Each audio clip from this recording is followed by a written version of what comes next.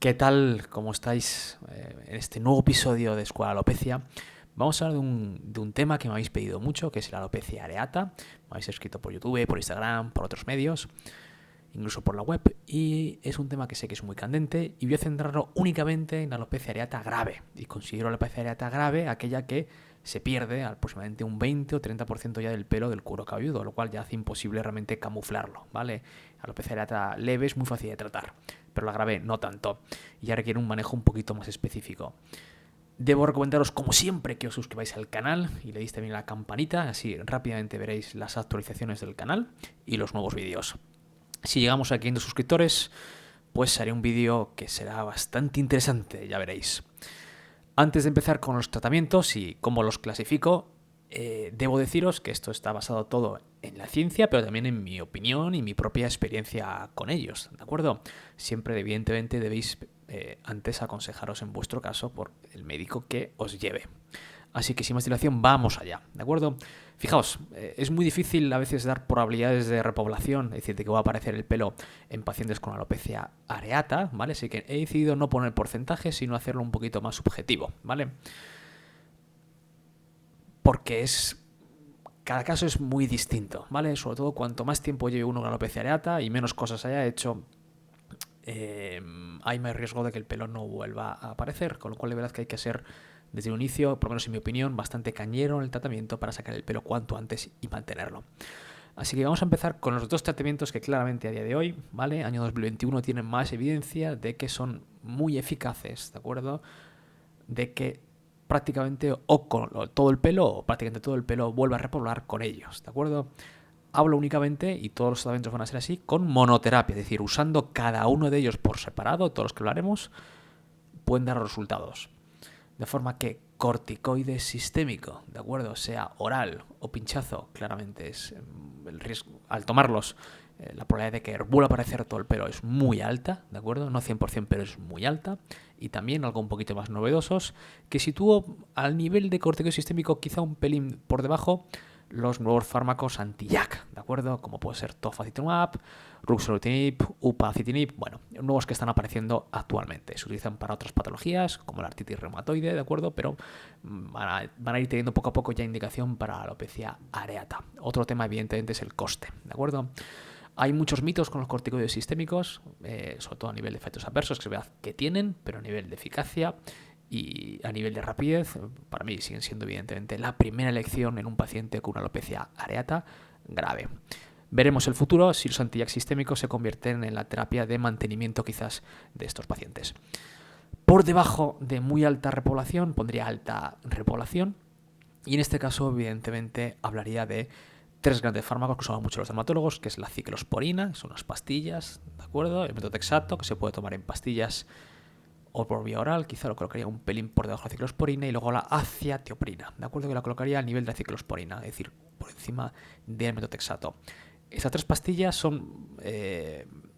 todas son pastillas, menos el metotrexato, que también se puede utilizar pinchado. Son de muy alta eficacia en general, pero tiene un efecto más impredecible que los corticoides sistémicos o los anti-JAK, con lo cual los pongo en alta probabilidad de repoblación. Y suelen ser fármacos que usamos para mantener ese pelo que ha aparecido a largo plazo. ¿De acuerdo? Cada cual tiene sus pros y sus contras. La ciclosporina requiere analíticas porque a veces con el riñón puede dar problemas. Además, no me gusta utilizarlo a dosis plenas más de 2-3 años. Metotrexato se puede utilizar mucho más años, pero también requiere control analítico, sobre todo por el hígado. Y la acetioprina tampoco me apasiona utilizarlo mucho tiempo, sobre todo en gente joven, porque a largo plazo sí que puede dar problemas, sobre todo a nivel de la sangre, ¿de acuerdo? Y con hipotéticamente un riesgo aumentado de cáncer, ¿de acuerdo? Entre media y alta probabilidad de repoblación colocaría clarísimamente, de acuerdo, a la difenciprona. ¿Vale? La difenciprona es un líquido, hay otros análogos, como puede ser, por ejemplo, el ditrenol, que uso, por ejemplo, más en niños, o ácido ascórico, pero el caso es que son líquidos que son muy seguros y actúan a forma de inmunoterapia tópica. Es un líquido que se aplica una vez a la semana y que es muy lento de actuar porque puede tardar meses en actuar, pues se puede dejar hasta 4, 5, 6 meses antes de ver ninguna mejoría, pero es muy seguro, ¿de acuerdo? Lo que hace es que produce una reacción local, y eso de alguna manera vamos a decir que engaña el sistema inmune del paciente a nivel local y permite que deje de atacar los pelos. Estos fármacos que has puesto ahora son claramente los más eficaces o las opciones más eficaces que tenemos a día de hoy, ¿de acuerdo? En el caso de una alopecia areata grave, el riesgo, digamos, la probabilidad de que únicamente con una crema repoble esa persona es muy bajo, ¿de acuerdo? Así que corticoide tópico lo pongo aquí abajo, un poquito más arriba, si somos un poquito insistente pinchando, ¿de acuerdo? Pero es mucho peor que utilizar los corticoides sistémicos. Y en oclusión, ¿de acuerdo? Lo pondría quizá a un nivel un poquito por debajo, parecido a corticoide infiltrado. Oclusión consiste en utilizar cremas y después envolver habitualmente con papel film o con otros medios, un gorro de piscina, suelo utilizar yo, la cabeza del paciente durante unos días. Esto lo suelo utilizar más en niños, ¿de acuerdo? Pero esto es poco eficaz en monoterapia, es decir, únicamente usando ese fármaco en casos graves de alopecia areata. Los inhibidores de la creatinina orina tópicos, ¿de acuerdo? Lo pondría aquí abajo, como el pimecrolimus o tacrolimus, son muy poco eficaces realmente en alopecias areatas extensas en monoterapia. Los anti-JAK tópicos, esos que he comentado antes, que son los sistémicos, que tienen mucha utilidad por vía oral, se están ya desarrollando vía tópica, pero para las alopecias areatas muy extensas, es decir, una afectación de más del 20-30% de la superficie del cuero cabelludo, probablemente tienen, la probabilidad de repoblación con los tópicos es también bajita. Lo pondría a nivel probablemente del corticoide tópico. ¿De acuerdo? Una vez hablado de esto, ya empezamos a hablar de cosas un poquito más exóticas, como solucionar a los pacientes, ¿de acuerdo? Y sí que me gustaría comentar una cosa. Hay un tratamiento que consiste en no hacer nada, y lo pongo así, ¿de acuerdo? Digo nada porque en la alopecia areata existe un fenómeno peculiar que es el de la repoblación espontánea. Es decir, a veces los pacientes sin hacer ningún tratamiento de ningún tipo repoblan espontáneamente. Cuanto más brotes hayan tenido en el pasado, más jóvenes haya aparecido y sobre todo más tiempo lleven con el brote actual, es menos probable que esto ocurra. Es decir, si uno tiene, por ejemplo, una pequeña placa de alopecia areata, y se resuelve sola a los 4 o 5 meses, esto es relativamente habitual. Pero cuando viene el paciente a la consulta, que ya ha perdido el pelo, lleva meses con esto, ¿de acuerdo? Es muy poco probable que sin hacer nada, evidentemente, repueble. Así que vamos a colocar nada un poquito por debajo de baja repoblación, pero existe una probabilidad, ¿de acuerdo? Muy bien, pasamos a otras cositas, ¿vale? La dapsona es un medicamento que usamos los dermatólogos, no la uso yo habitualmente para la alopecia areata, me consta que otra gente tiene más éxito con ella, en mi opinión tiene una muy baja probabilidad de repoblación, ¿de acuerdo?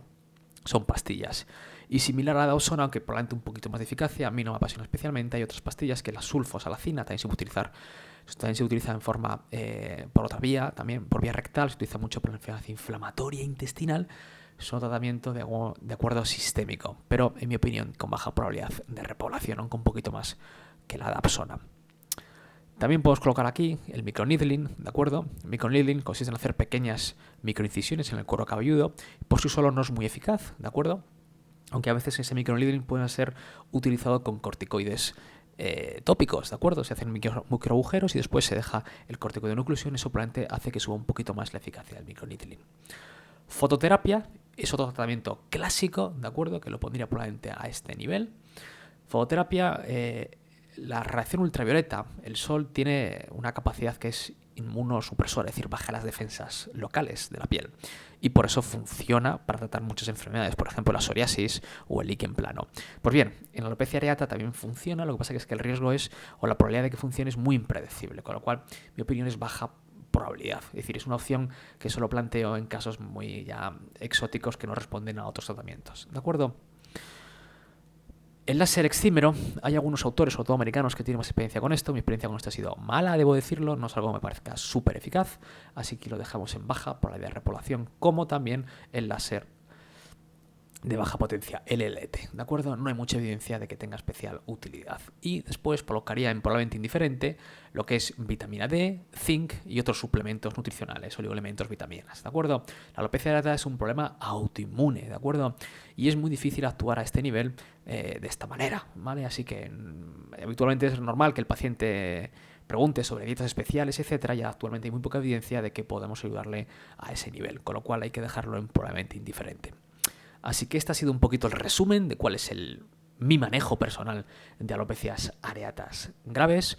El gran futuro probablemente va a ser los fármacos anti-JAK sistémicos, sobre todo cuando veamos que son seguros o son seguros para nuestros pacientes. Nuestros pacientes habitualmente son personas que tienen menos de 60-65 años con alopecia areata, y en ese perfil de pacientes los fármacos son más seguros, pero habrá que ver las nuevas publicaciones, ¿de acuerdo? Muy recientemente, hace unas pocas horas de hecho de hacer este vídeo, ha habido una pequeña noticia de la Agencia Americana del Medicamento, que ha notificado que con los fármacos anti-JAK sistémicos en pacientes mayores, ¿de acuerdo? Con artritis reumatoide parece que tiene un mayor riesgo de hacer algunos efectos adversos, ¿de acuerdo? Así que veremos un poquito si estos efectos adversos ocurren en todos los fármacos anti-JAK o solo los más antiguos, y veremos si realmente qué posicionamiento tienen a nivel de la alopecia areata.